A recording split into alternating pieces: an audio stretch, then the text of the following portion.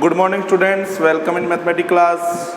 तो आपने देखा कि हमारा चैप्टर चल रहा था चैप्टर नंबर 16। चैप्टर नंबर 16 में हम प्रश्नावली कर रहे हैं 16.3 यानी 16.3 एक्सरसाइज हमारी चल रही है, जिसके कुछ क्वेश्चन हमारे हो चुके हैं। ये हमारा वीडियो नंबर है 52। ठीक है, कक्षा 10 के जितने भी वीडियोस बनाए गए हैं उनमें चैप्टर का नाम ना लिख करके 1 2 3 मतलब लगातार क्रम संख्या से सीरियल नंबर से वीडियो चल रहे हैं। अब तक हम 52 वीडियोस अपलोड कर चुके हैं, 51 अपलोड कर चुके हैं और ये हमारा 52 नंबर वीडियो है। तो इस वीडियो में हम जो देखेंगे आज क्वेश्चन नंबर 8, क्वेश्चन नंबर 9 और question number 10। Question number 8, question number 9 और क्वेश्चन नंबर 10। तो चलो आप क्वेश्चन नंबर 8 पढ़ लीजिए कि दो शंकुओं के आधार का व्यास समान है, उनकी तिरछी यानी कि तिर्यक ऊंचाई का अनुपात 5:4 है। यदि छोटे शंकु का वक्र पृष्ठीय क्षेत्रफल 400 वर्ग सेमी हो तो बड़े शंकु का वक्र पृष्ठीय क्षेत्रफल ज्ञात कीजिए। क्वेश्चन बहुत इजी है। अक्सर बच्चे कंफ्यूज हो जाते हैं कि छोटा किसको माने, बड़ा किसको माने। ठीक है, अब आप बताओ, जब ये आधार है, मान लो दो शंकु आपके पास में हैं, उनका ये आधार आपस में क्या है, समान है। आधार समान है तो त्रिज्या भी समान होगी। अब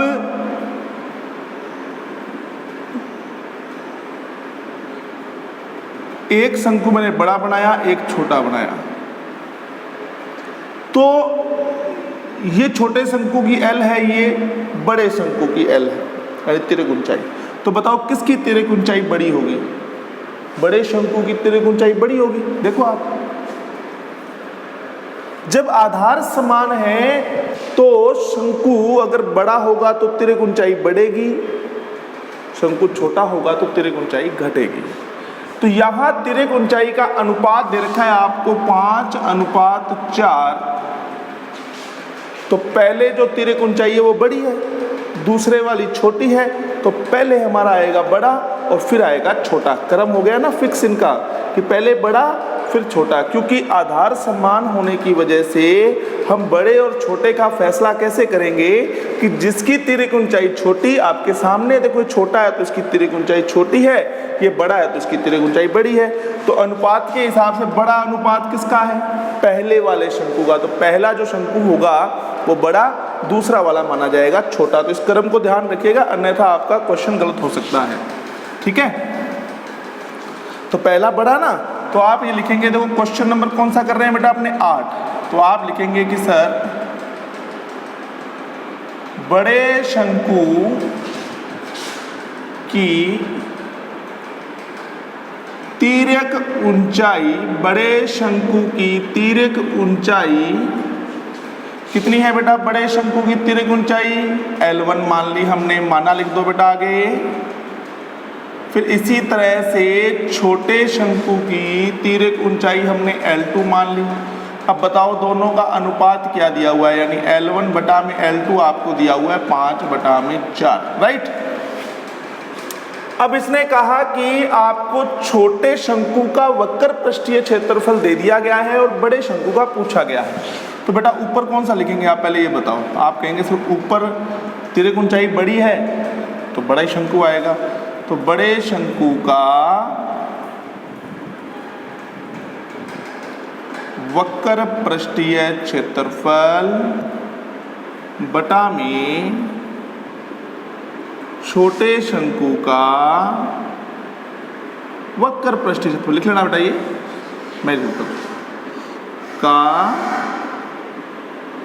वक्र पृष्ठीय क्षेत्रफल।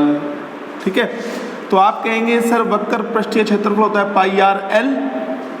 अब दोनों की त्रिज्या तो समान है, आधार समान है, तो त्रिज्या समान होगी तो दोनों के लिए त्रिज्या r ही रहेगी।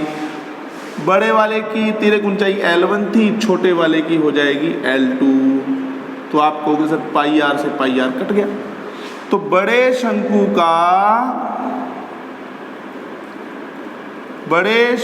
का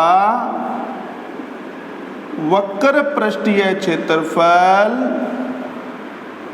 बटा में छोटे शंकु का वक्र पृष्ठीय क्षेत्रफल आपको दिया हुआ है, देखिए 400 वर्ग सेमी दिया हुआ ना बेटा, बटा में 400 आ गया। यहाँ है आपके पास में L1 बटा L2 जिसका मान आपके पास में है 5/4। अब इस 400 का क्रॉस मल्टीप्लाई इधर कर देंगे तो आप कहेंगे सर बड़े शंकु का वक्र पृष्ठीय क्षेत्रफल कितना हो जाएगा बेटा, बोलो 5/4 इंटू 400, 4 के पहाड़े से कट गया 100 पर कितना आ जाएगा 500 वर्ग सेमी। कितना आ जाएगा बेटा 500 वर्ग सेमी। तो बताओ बड़े शंकु का वक्र पृष्ठीय क्षेत्रफल आपके पास में क्या आ गया 500 वर्ग सेमी। ठीक है बेटा, तो ये हमारा हो गया प्रश्न नंबर 8। बहुत सिंपल था, बस वो जो मैंने सिस्टम बताया ना कि आपको डिसाइड कैसे करना है कि बड़ा कौन सा छोटा कौन सा। किताब में आपका आंसर कुछ अलग आ रहा है, उसमें रीज़न ये है कि इसको 4/5 कर दो आप, 5/4 की बजाय क्या कर दो 4/5 कर दो, आंसर आ जाएगा आपका। क्योंकि 5 से 4 अगर ये 4/5 होता तो 5 से 400 कटता कितने पर 80 पर, 80 का गुना होता 400 तो 320, ऐसा कुछ आंसर आपका आ जाएगा, परंतु सही आंसर आपका यही माना जाएगा। चलिए अब पढ़िए आप क्वेश्चन नंबर 9 कि एक शंकु की तिर्यक ऊंचाई और त्रिज्या का अनुपात 7:4 है। यदि इसका वक्र पृष्ठीय क्षेत्रफल 792 वर्ग सेमी हो तो इसकी त्रिज्या ज्ञात कीजिए। ठीक है, यानी आपको तिर्यक ऊंचाई और त्रिज्या का अनुपात दिया गया है 7:4। यदि इसका वक्र पृष्ठीय क्षेत्रफल 792 वर्ग सेमी हो तो इसकी त्रिज्या ज्ञात कीजिए। चलिए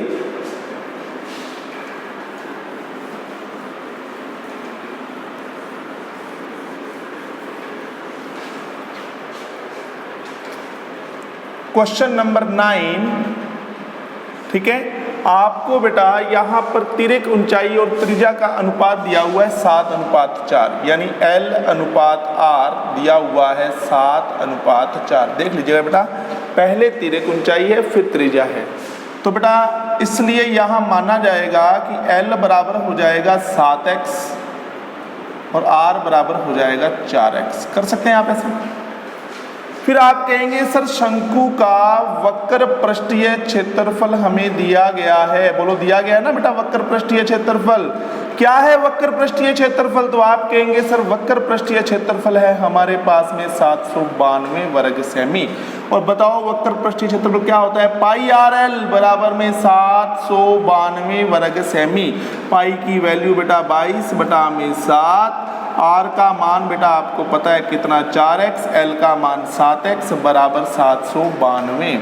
तो आप कहोगे सर ये 7 से 7 तो हमारा कट गया, x का गुना x के साथ हो गया तो x², और 22 का गुना 4 से हुआ तो कितना हो गया 88, जो इधर क्या आ जाएगा बेटा बटा में आ जाएगा। अब 88 को 9 से गुना करके देखो क्या 792 आता है, तो इसलिए बेटा 88 से 792 कितने में कट गया 9 पर बेटा वर्गमूल किया तो क्या हो जाएगा 9 का वर्गमूल बताइए सब बच्चे बेटा क्या होता है, बोलो 3। तो आप सेमी सुमी नहीं लिखना आपने, ये सिर्फ x है, नॉर्मल हमारे द्वारा माना गया x है, इसलिए सेमी सुमी लिखने की जरूरत नहीं है आपको, नॉर्मल वैल्यू निकालनी है आपने। तो आप कहेंगे सर x का मान 3 आ गया। जब x का मान 3 आ गया तो L कितना, आपसे क्या पूछा था बेटा त्रिज्या ही पूछी हुई है, तो आप कहेंगे सर हमारे पास में जो शंकु की त्रिज्या है वो 4x है और x की वैल्यू रख दी 3, तो 4 तिया कितना हो गया 12 सेमी। अब आपको लिखना सेमी, तो बताइए फिर शंकु की त्रिज्या कितनी हो गई 12 सेमी। बहुत अच्छा क्वेश्चन था, बहुत इजी है। देखिए आपको तिर्यक ऊंचाई और त्रिज्या का अनुपात दिया हुआ है 7:4।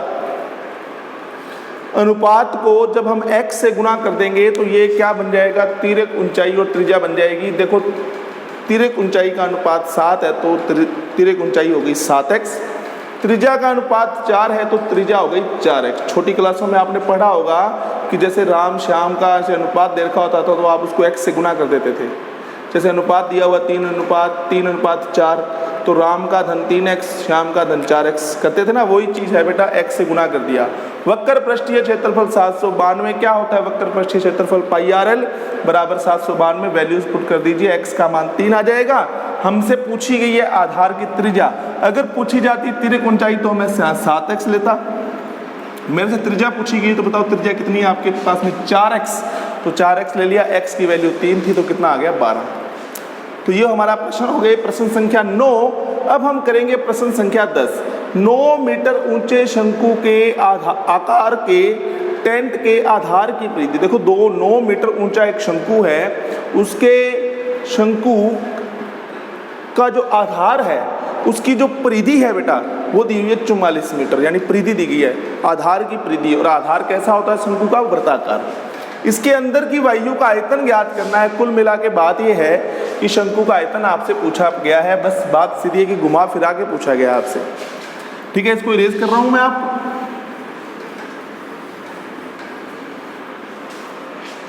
तो देखिए प्रश्न नंबर हमारे पास में 10 है कि एक शंकु के आकार के टेंट के आधार की जो परिधि है वो है हमारे पास में कितनी बेटा? 44 मीटर। कितनी है बेटा? 44 मीटर। इसके अंदर की वायु का आयतन आपको ज्ञात करना है, तो आप कहेंगे सब परिधि क्या होती है? 2 पाई आर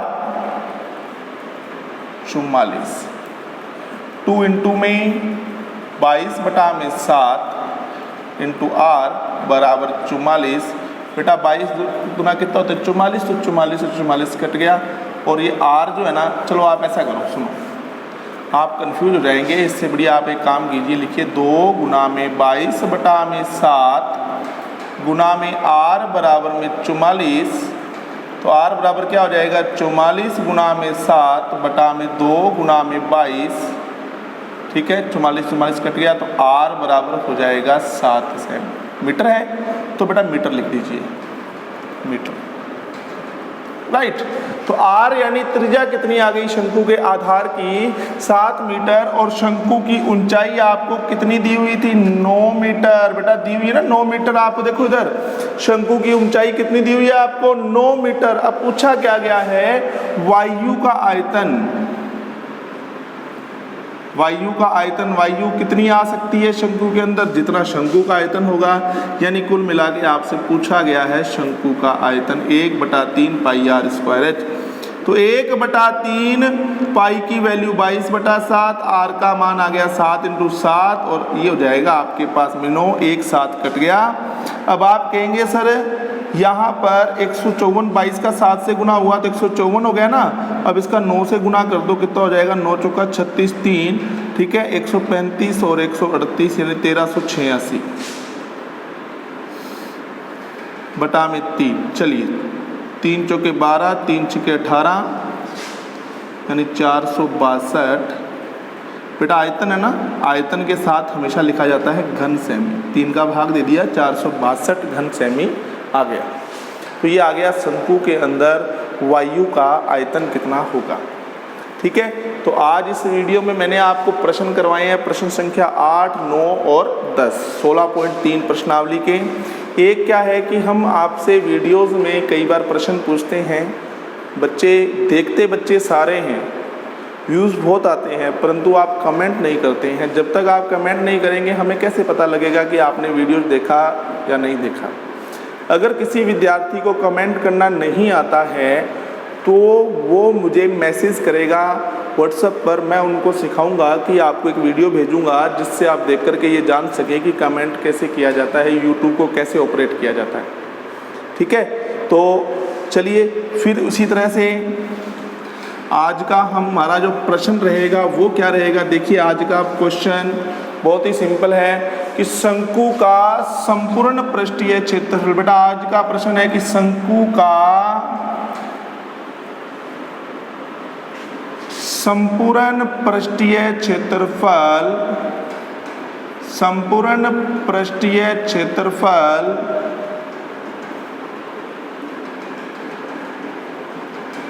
क्या होता है, क्या होता है। तो ए ऑप्शन आपके पास में क्या है, देखिए कि 2 पाई आर प्लस में एल। बी ऑप्शन आपके पास में क्या है कि पाई आर एंड आर प्लस में एल। ठीक है, और तीसरा ऑप्शन आपके पास में है पाई आर एल, और डी ऑप्शन आपके पास में है 1/3 पाई आर स्क्वायर एच। ठीक है, तो ये आज का प्रश्न रहेगा। इसका सही ऑप्शन लिख करके देखो, ऐसे लिखना है आंसर जो भी आया आपका, नीचे देखो फिर लिखना होता है 3 व्यूज़।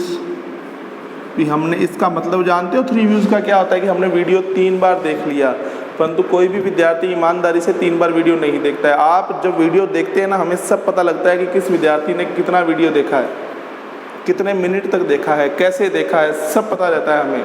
हमारे पास पूरी डिटेल आती है आपकी।